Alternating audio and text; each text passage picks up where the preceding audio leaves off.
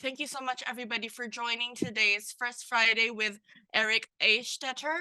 He is currently serving as a tech scout and new digital product developer at Lab E Digital Gastronomy Lab, and he will be speaking about the restaurant of the future as his IF Award winning submission for 2022.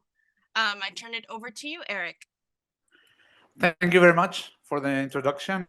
I will share my screen for the presentation. One second. So you should be seeing my screen right now. Yes. Okay, perfect.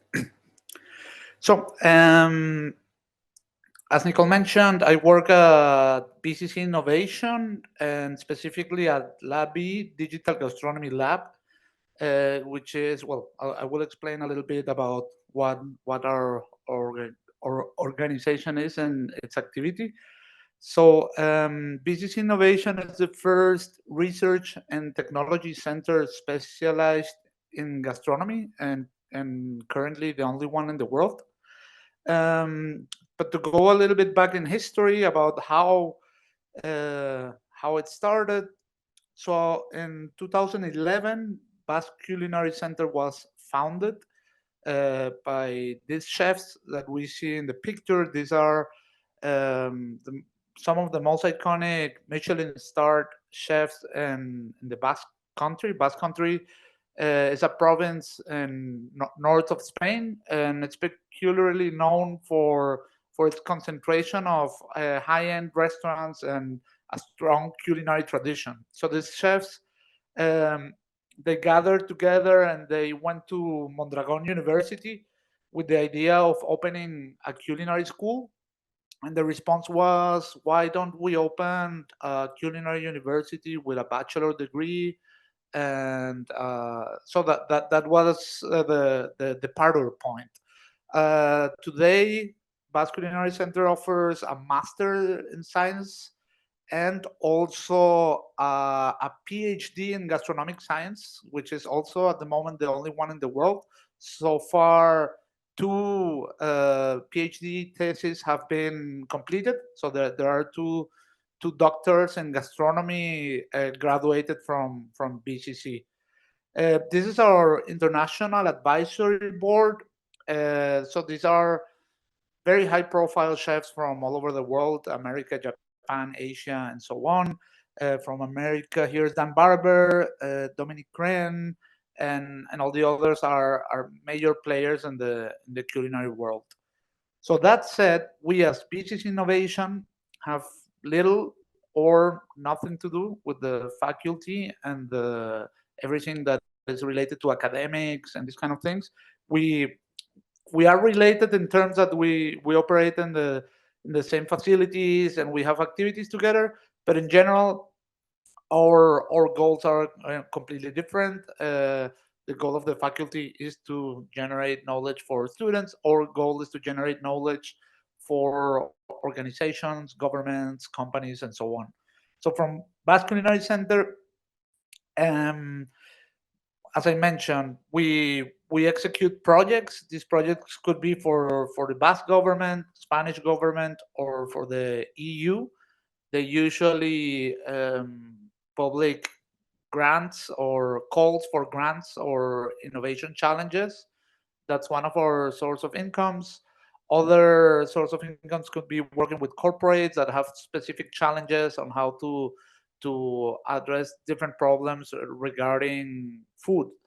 In business innovation, we have like 6 different areas of expertise. Digital transformation is just one of them, which is where I work. I actually started in the culinary innovation area. My background is as a chef. I worked as a chef for 10 years in different restaurants. Then I started working in culinary labs, and then I pivoted into digital innovation specialized in restaurants. So kind of the added value that of my background as a chef is that I understand the operations of restaurants, which makes it like an added value in terms of identifying needs in order to develop new solutions. At Labi, what we do is we develop new digital solutions for not only for the restaurant sector, but anything that is at the intersection of food and technology. That means we can also work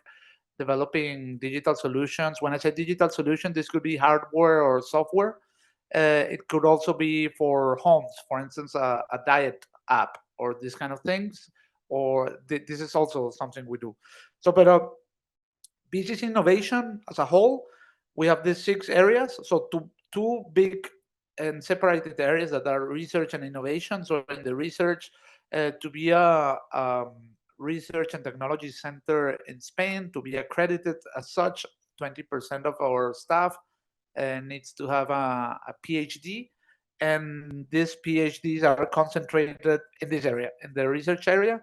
So we have a health and nutrition area that specializes on different things regarding nourishment, but they have a strong expertise on personalization and nutrigenomics.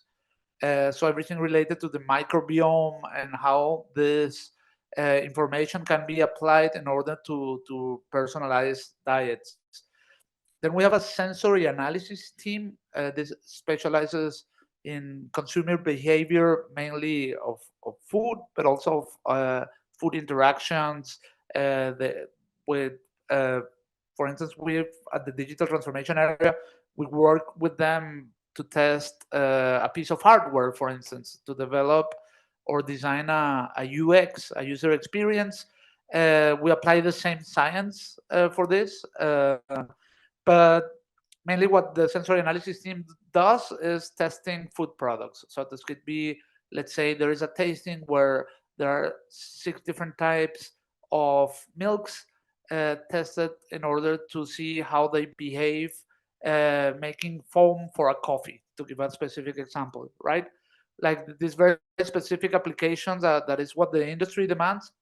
So this is tested with consumers. And this is important to mention because at Labe, I will go that later, we are like a testing space and we work closely with this team. Then we have a sustainability and circular economy team that specializes on, as it is, it's self-explanatory, on developing systems, renewable, sustainable systems, and applying this to the whole value chain. Then we have a culinary innovation team. This one here is a team of mainly chefs with a strong international background. And this team mainly develops new food products, but also anything that requires chef knowledge. When I was working in this team, one of my first projects was to develop a culinary AI, so to develop all the taxonomies, to make like a knowledge base. And this was for a company of small home appliances. They wanted to make everything smarter and have like a chef knowledge base in the back end. So that was my first step into digital transformation in the realm of food. Then we have a territorial development team that, well, the clients of this team are mainly governments that want to, um, let's say a specific project. We worked recently with Jamaica, cocoa producers. They want to, instead of exporting cocoa as a raw product, to develop added value products, not just chocolate, but drinks or spices or different things, different applications of the same material, of the same ingredient, transforming it into something different. So in this case, the territorial development team worked with the culinary innovation team. They traveled and did workshops with producers. So what I'm trying to say is, any project that we work on, we could have just one or all of the 6 teams. It depends on the nature of the project. So these are some of the phases of the team, the different coordinators of the different areas. Also the culinary innovation team has like 2 main branches. One is the chefs, and the other one is the physical chemical lab. to test, to conduct different testings in this kind of products. So to explain a little bit about Labi, which is the, so to say, the author of this report that got this recognition from APF. So Labi was created as a strategy from the Provincial Council of Guipúzcoa, which is the province where I am right now, and it's one of our main funders, the Basque government. The idea of this was to create a living lab. So a living lab can have different approaches. It could be like a digital platform to conduct studies on a whole city, or it could be something much smaller. In this case, our living lab specializes on digital transformation of restaurants. So it is in order to be a living lab, it needs to be like a real space. In this case, it's a real restaurant with real clients and real operators. So what happens here is clients can come and have their normal experience in a restaurant, but at the same time, they can be part of an experiment. It could be a testing of a new app, a new menu, a new device. It could be a robot waiter or a new piece of machinery that could be perhaps in the kitchen, not only towards the client, a new piece of machine in the kitchen that wants to be tested in terms of usability for chefs. Just to name an example that illustrates this very well. Also, if we're talking about the future, we did a testing here for a machine that was already developed. It already had a patent that this machine can take the up to 60% of the alcohol out of wine and other drinks in 5 minutes. Um, so they had already done tests with wine cellars, wine experts, sommeliers, and so on. But this test hasn't been conducted like in a restaurant, and they wanted to understand how do customers behave, how do waiters in terms of usability see the device, and also in terms of business, if this generates more incomes or not, if this basically sells more wine or not. So the results showed, first of all, that this is way too futuristic for our current audience or current clients. So it was very hard to explain at the beginning because it's something no one had ever seen. Um, if you ask someone in a restaurant, would you like to take alcohol out of your wine? People freak out. So like kind of like the sensibilization and explaining what what it is and what it does was the first step. And the final conclusion was that it is too early, even though we have data that prove that what is known as low and no alcohol trend is growing year after year, especially among youngsters. The people don't want to drink as much alcohol as, let's say, 20 years ago. Nevertheless, this is still too new. So, but the adoption was better in countries like Japan, where the alcohol tolerance is lower. And well, this was just to show an example of what we do here. Also, the space, the way it was designed, was to have like a restaurant in the first floor, and on the second floor, a co-work space for researchers, startups, and different profiles, also entrepreneurs, everything around food that want to have a co-working space. But also the idea is that if there is an entrepreneur who is developing a new, let's say, a software for restaurants or something related, that it can be tested in the same space, in the same restaurant. So this is Labe or Living Lab where we operate. Um, these are some mood pics of the different spaces that we have. We have like a nice terrace. We're constantly testing new digital tools for the restaurant.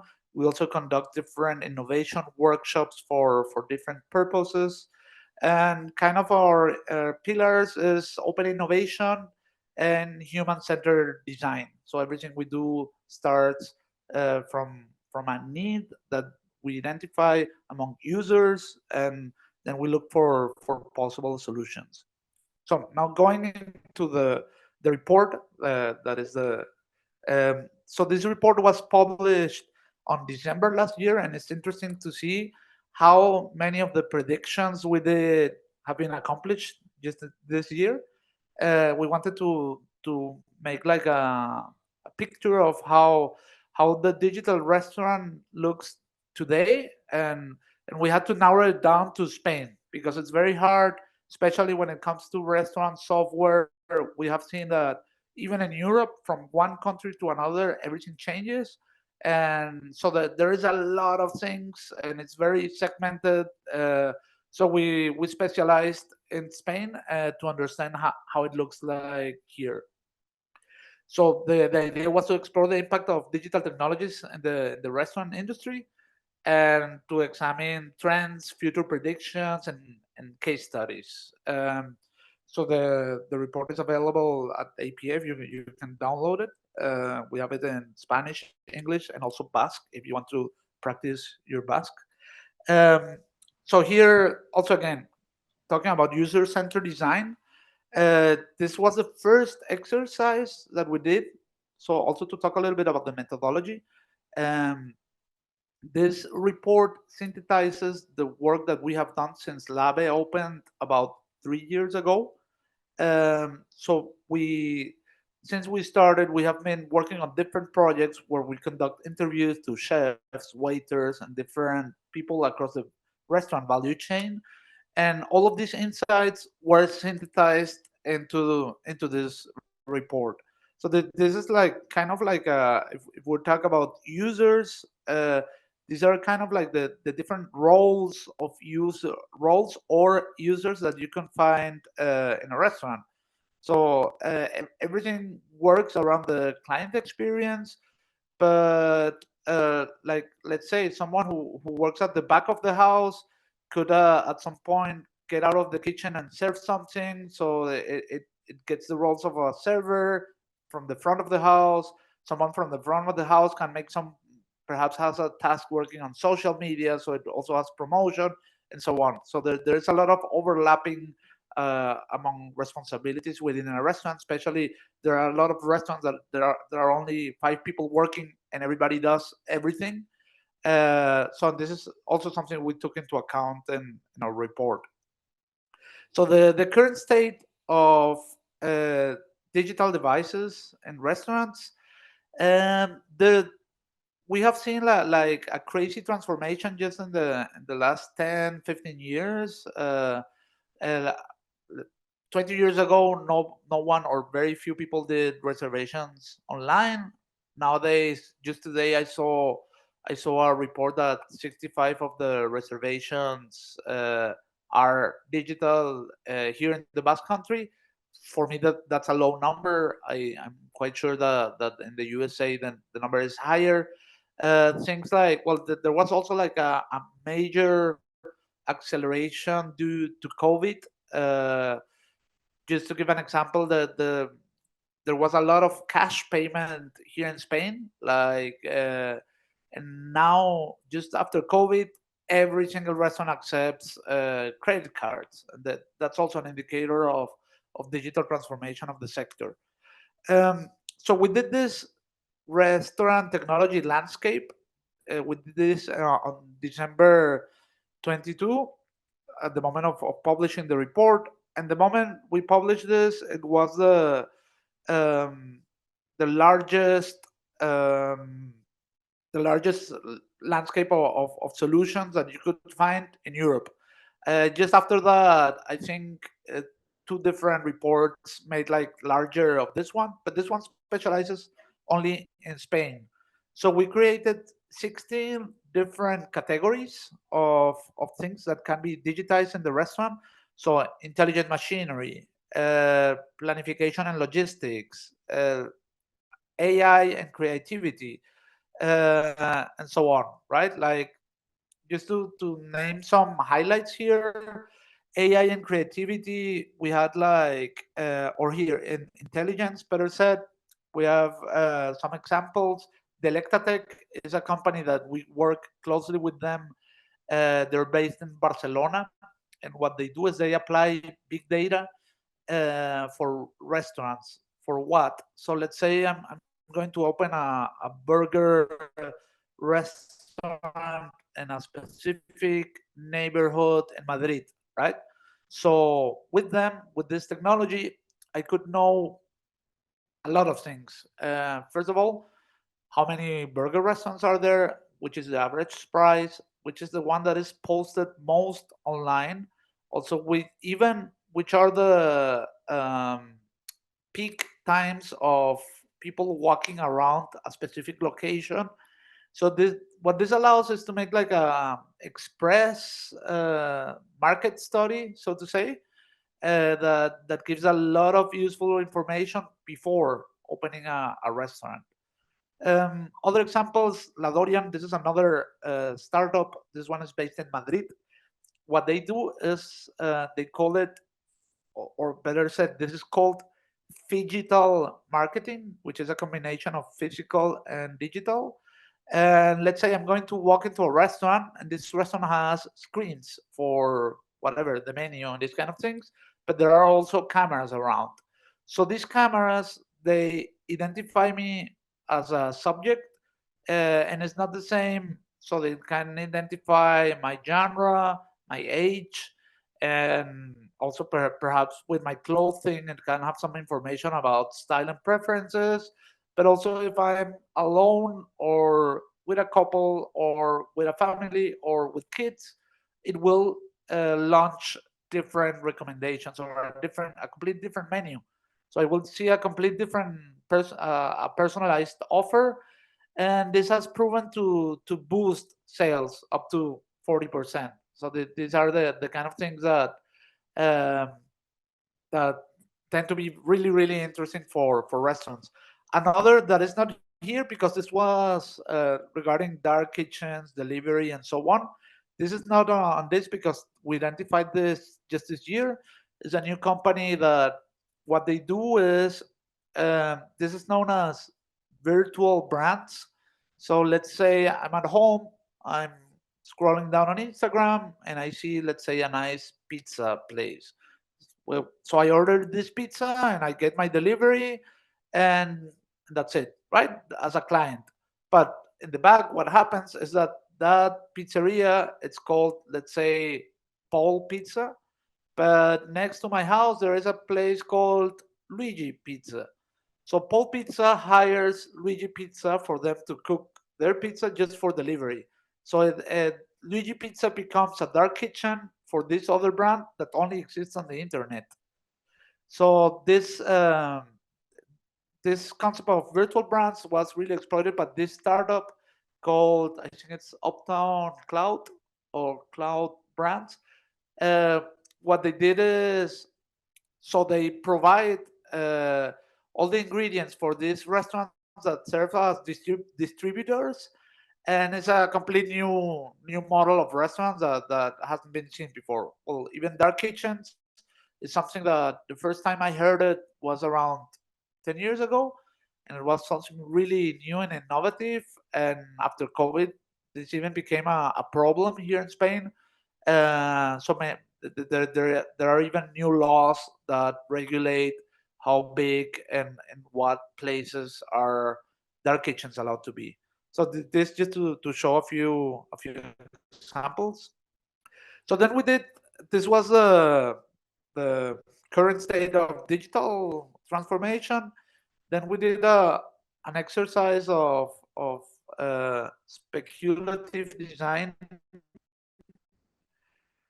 in order to imagine how the restaurant of the future will look like.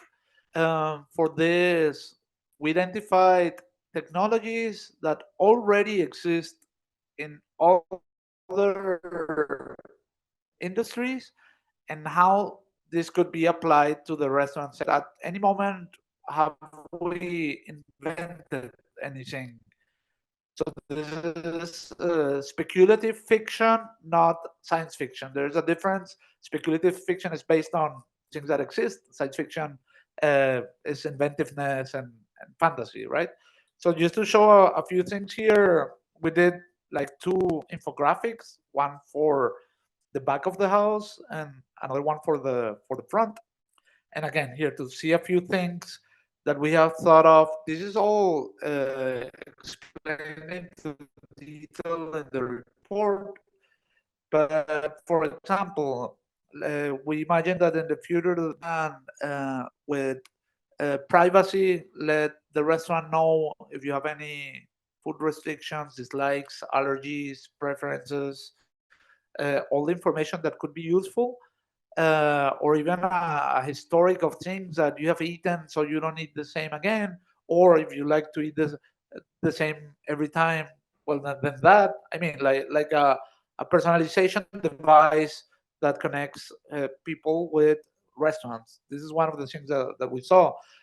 Other examples could be like through augmented reality glasses, having completely new experiences in a restaurant, like seeing the anatomy of a piece of food and the details. Many times, especially in fine dining restaurants, there are a lot of explanation of where a specific cut of an animal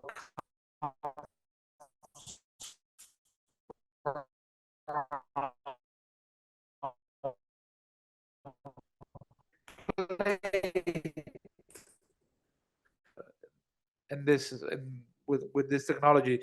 Um, Trolleys to transport food to the tables. Again, this is like a topic of debate. Like in our understanding, we don't want to replace waiters by robots, but uh, it is a good idea to help waiters with robots. So if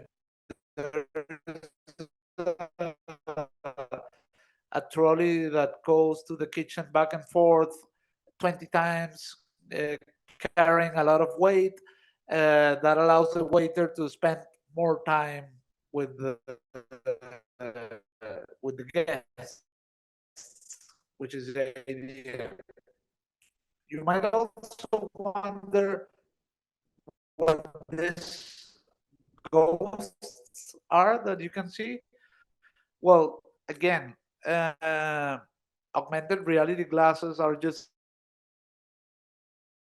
around the corner.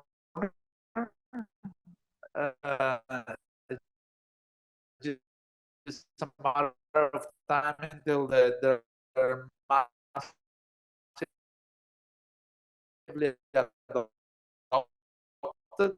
and this will allow to have conversations with people that is not in front of you, which also opens a new door to new experiences of all kinds.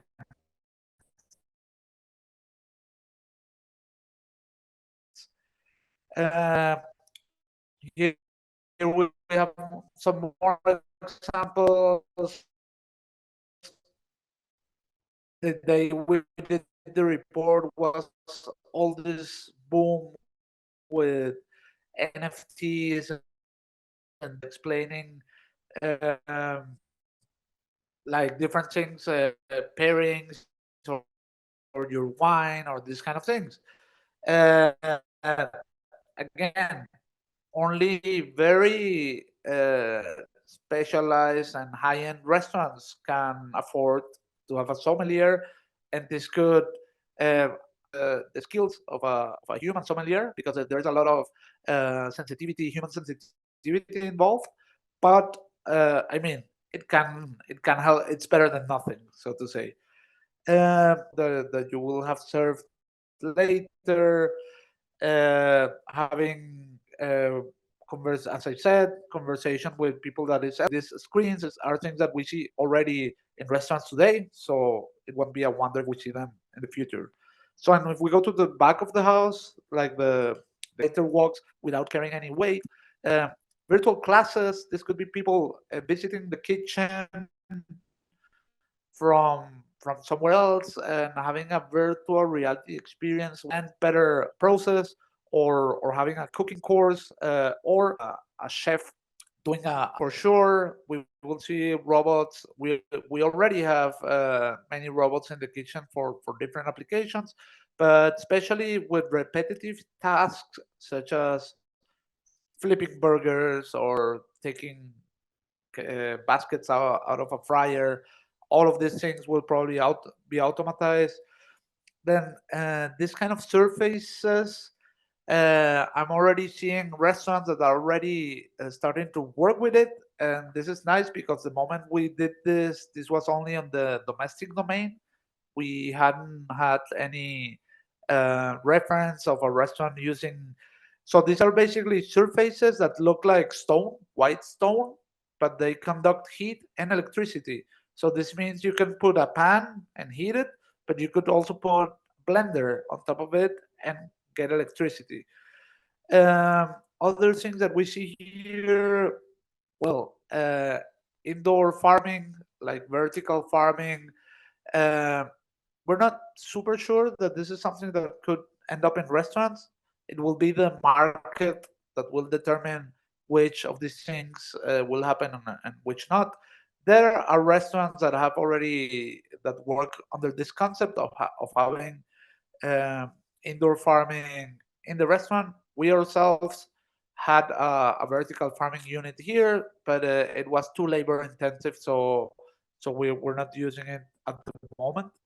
Um, we also see like pieces of equipment like this one that are so robots that not only look like this, like a typical robot or like an anthropomorphic one. It can also look like a box like this. And in this case, this was inspired in a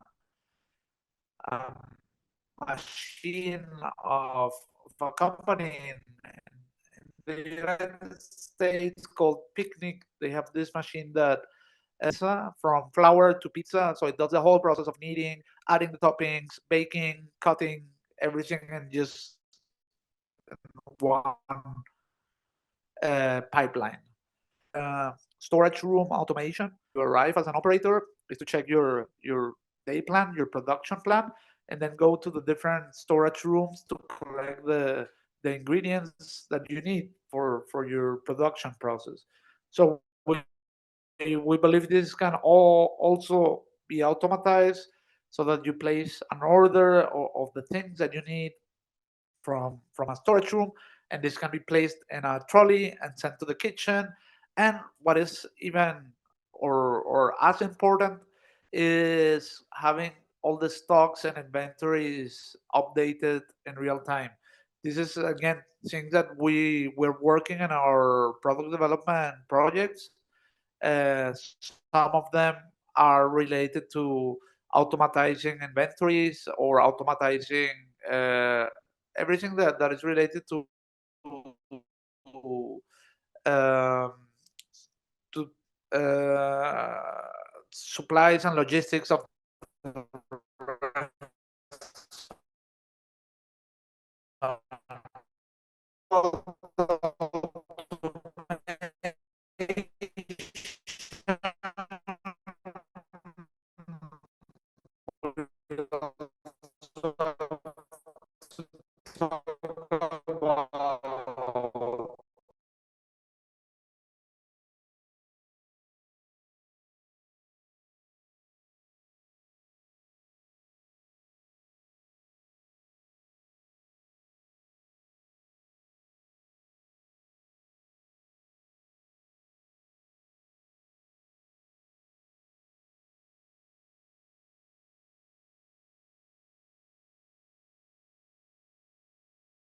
uh, cars that deliver, cars that work like this, or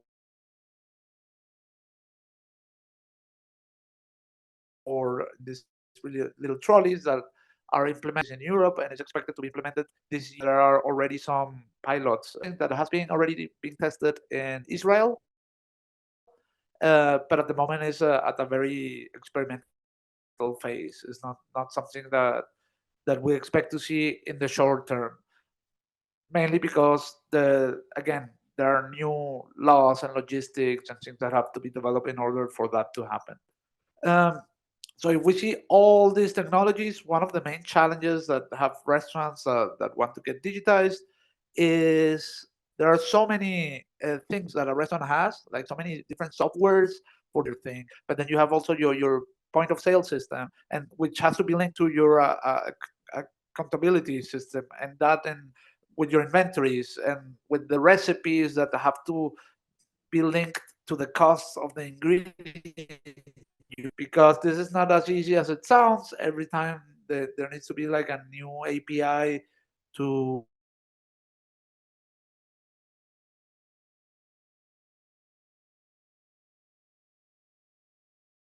etc etc. So this is again like a problem in the sector. So to go through some of the experiences that have changed in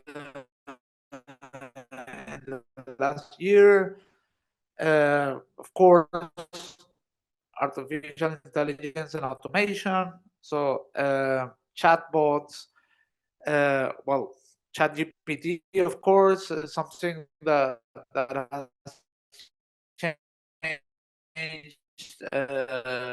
our lives and the world. But I'm talking more about chatbots in order to make a reservation or these kind of things. That this is something. Time there is a chatbot, everybody prefers to talk with a real person because the chatbot automatizing reservations for demand. So is the restaurant going to be full or empty? This is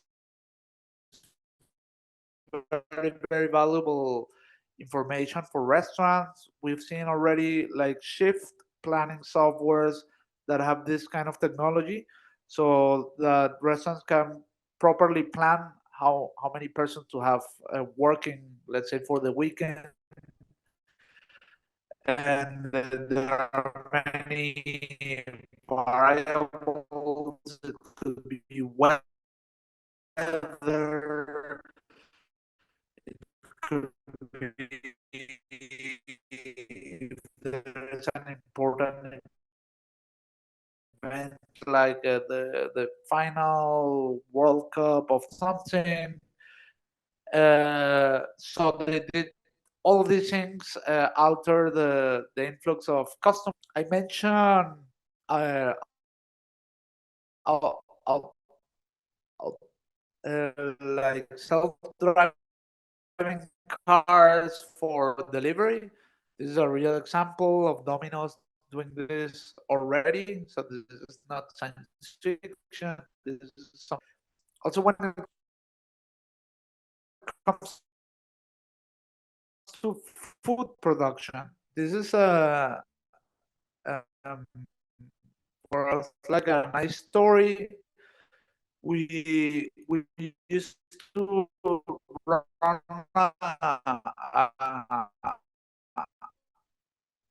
a digital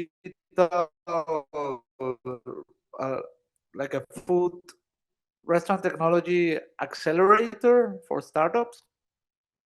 So this is like a joint venture of two of our startups. One of them had this device that what it does is that it automatizes the cooking process of rice, and this was designed for paella. Paella is one of the national all over Spain. Uh, so what this does basically is that it allows anybody to cook a perfect paella after an expert lack of quality. So the trend is to make technology that facilitates for people with no background with this kind of operation. So anybody that in 50 perfect paellas with this technology.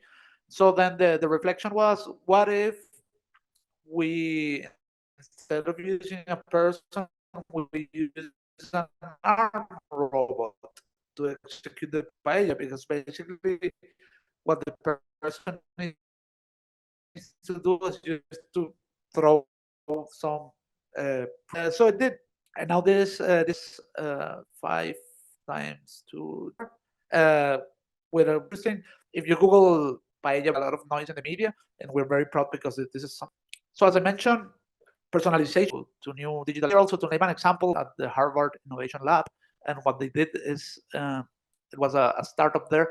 They tried to reinvent the process of ordering in a restaurant. So usually you come to a restaurant, you get a menu, you look at the menu, you pick, and then you get your food, right? So what they did is you come to a restaurant, you get a questionnaire, a survey with sensory questions like what do you prefer, yellow or blue, or parsley or coriander? These kind of questions. So after you answer, let's say 20 questions, you already placed your order, right? Questions like, are you very hungry or just a little bit? These kind of things. So the result was so what happens? This goes to an algorithm. The algorithm processes this and it generates a personalized menu for this person to the kitchen. And what is very complicated here usually is the operability, if I can use the word, inside the kitchen. So that the kitchen doesn't go crazy with never been done before. So there was like this modularity to this very seamlessly, and the result was that everybody liked what they got. And also it was interesting that a lot of people tried things they would have never ordered, and they also liked it. So again, these are like interventions where AI comes into play and changes a little bit the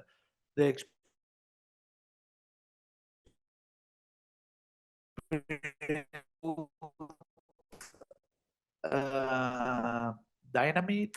What they do exist, and airlines and hotels that dynamize prices. As we know, on high season flights are higher priced, and on low season cheaper. Same with the hotels. So, but what about on a smaller scale at restaurants? What happens if a restaurant is completely full? Uh, Things change when it's completely empty. So they did this with a digital menu. So the menu, you access the menu through your phone, and they applied technology that had already been super tested with platforms like Amazon, of knowing where to place the item that you want to be sold first.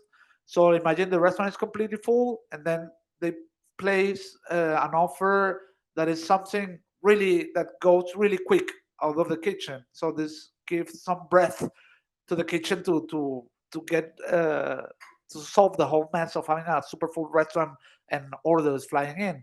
Also, they raise the price just a little bit, seamless, but again, that generates a lot of uh, like substantially uh, an increasing of the incomes just by that. And the opposite, when the restaurant is completely empty, perhaps they do some special offers where things chef has some special items that he wants to get rid of very quick, like I have these two super nice fishes, I want them sold.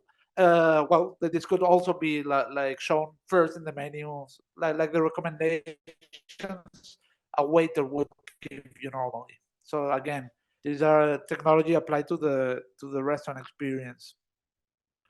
So when it comes to inventory management, things we have tried here that we're working on uh, voice technologies. We actually have a proof of concept quite advanced of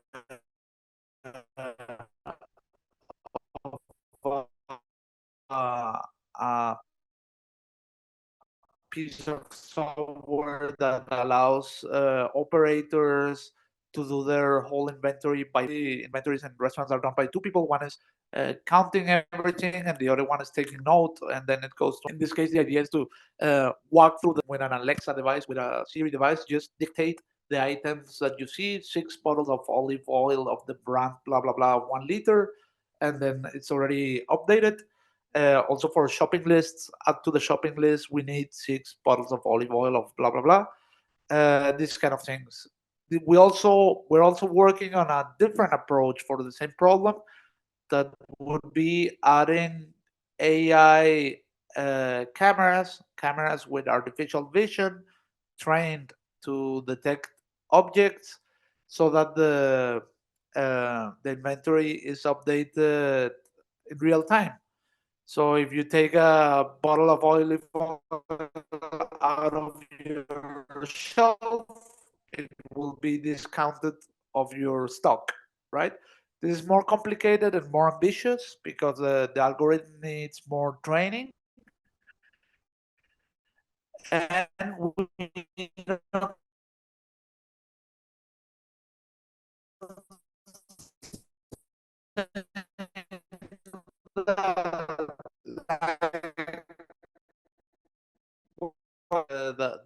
that can happen in real time.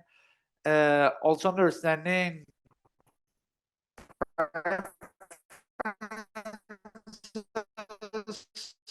of customers um, through this technology.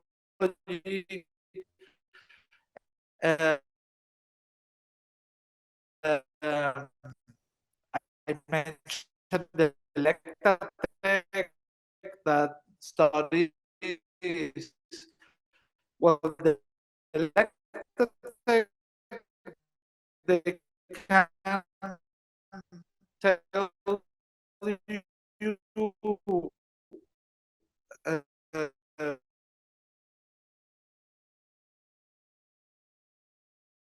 which is the, the and actually they publish reports every 3 months of which is the third that is the bestseller all over Spain.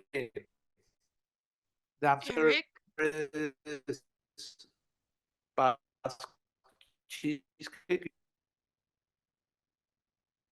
Eric, we can't hear you very well. Maybe you can You try turning off your video want camera.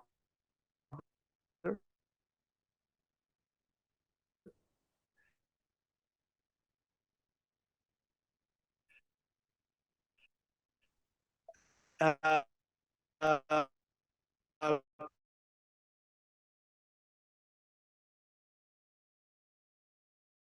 but also you could, what they did is they collected all the menus that are available online, so that this was a specific project.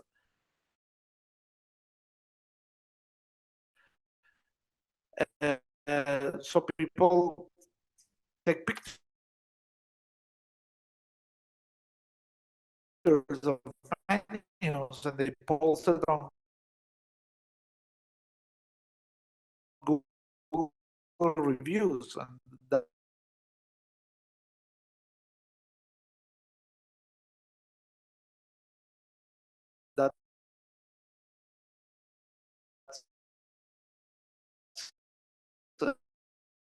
the information that is available.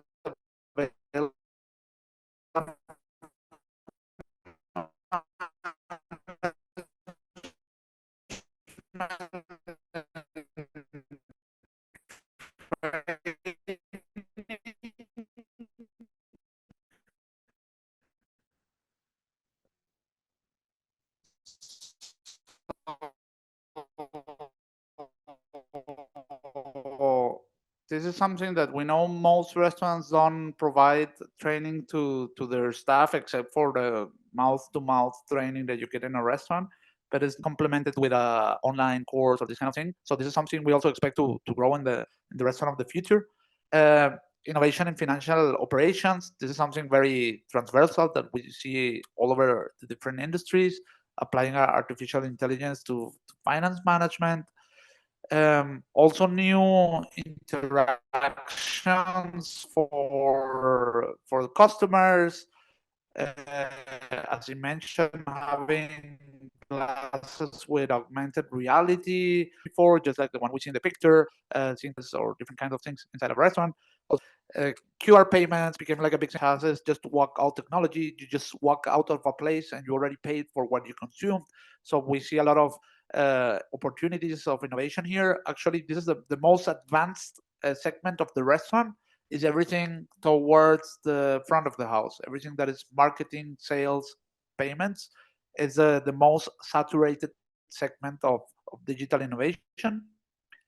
And well, also in this segment is social media and the different experiences. We have noted that it has become like not posting something as if you didn't go to the restaurant. For people, many people, it has become very very important to be active on social media and share special experiences. And also things of geolocation. Imagine you're walking in a restaurant and just by your presence you can get like a special offer or a recommendation or these kind of things, or even an audio guide of like a story or something around the place that you're walking around. So in conclusions, this is something that we see that is happening more and more. There is a lot to do still. Um, just today, we saw a report on how the situation is here in Spain right now, and there is a lot of room for improvement, especially because a lot of people like their analog things like paper menus or personal people. But I think that there is a happy middle where digital and people or material can coexist. So I would uh, open for questions if you have any.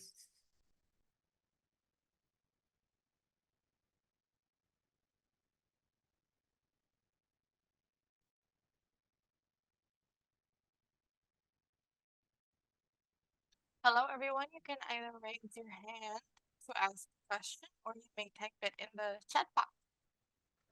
Thank you.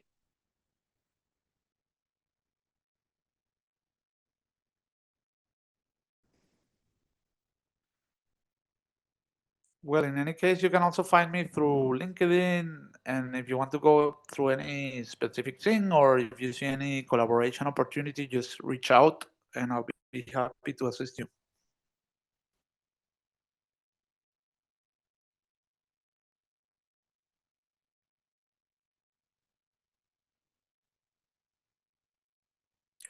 There's a question. Let me check. Where can I read the questions? Here it is. Uh, so there's a question.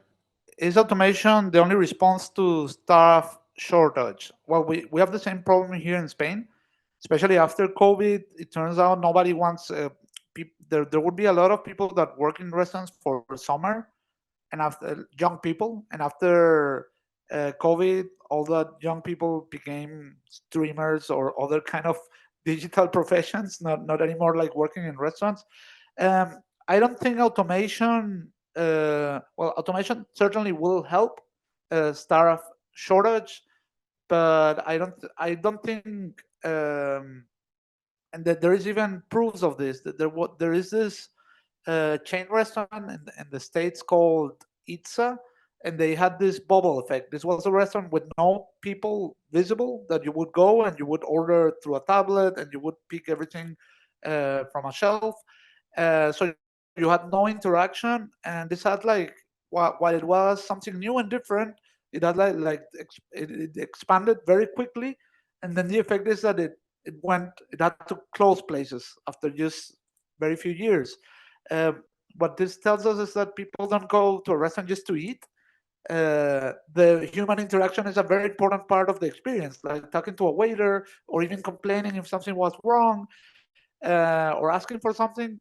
So I think it will help and it will take work out of the people so that they will have better lives, because that's also a problem with staff, over hours and so on. But I don't think it will replace it.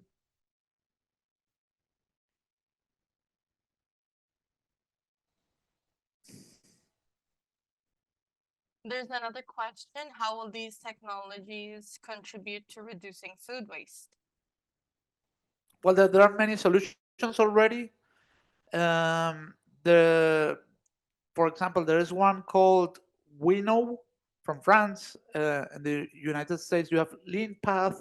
There are different companies. What they do is they put a scale on the bottom of the trash bins. So, and on top it has a camera. So what this generates two inputs when you throw something: how much it was, how much it weighs, and a picture of what it is. There are even some cases where the picture has artificial intelligence. So if you throw, let's say, cucumber peels, it will identify it as cucumber peels. It will scale it so it was so and so much, and this is already, so the first step to improve anything is to measure it, right? To know how much you're doing. And this is just one example. There are a lot of technologies to reduce food waste. It's,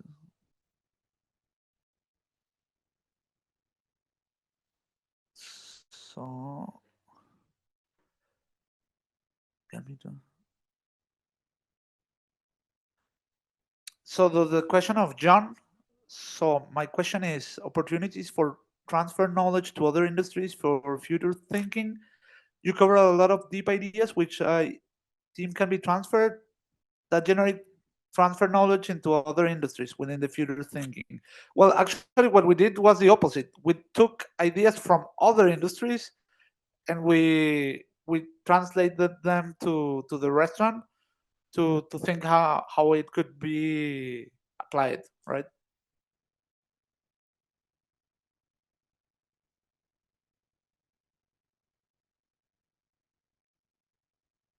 Yeah. Well, we're not future thinking or foresight experts. This was a specific exercise we did because we're building a roadmap in order to build a strategy of the digital transformation of the sector. So this was something very specific we did, even though we also did another report a few years ago, a different team that got also recognition from APF, and that was in that one that there were some foresight experts working on that report. Mhm.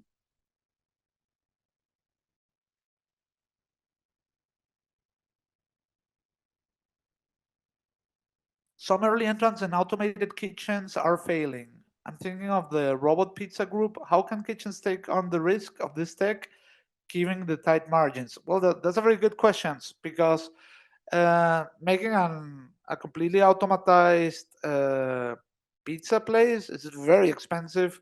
The investment is very high. The risk is also high. Uh, so I think like with anything, with any new technology, it's very expensive at the beginning until it's already scaled up and anyone can afford it. But I don't think we're there yet. We're still in that phase where everything is very experimental and nobody knows what's going to happen. So we've talked a lot about digital technology, which is the topic of the talk. But if we talk about food in general, all of this lab grown meat and so on. Again, I was just recently in Singapore. Singapore is investing their whole territorial strategy into lab grown meat, and that's like a big bet. It's a big risk because it could be like a complete failure. It could turn into something that is not massively adopted, and the investments are brutal. So that's part of the innovation game, to bet on something and see if it works or not.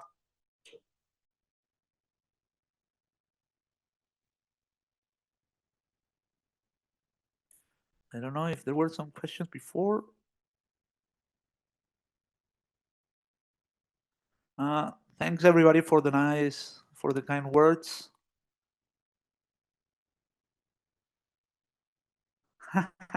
Taking the alcohol away brings a new dimension to bar staff who have to serve to intoxicated patrons. That's a funny one. Well, I see there are not any more questions. So thanks everyone for joining. And I guess that's it. Thank you so much, Erich, for sharing your time and expertise with us, and of course, for your wonderful submission to the IF Awards. Everybody, please wait for the next year's announcement of the IF Award winners, and we look forward to seeing you at our next event. Thank you so much. Thank you. Thanks, everyone. Ciao, ciao.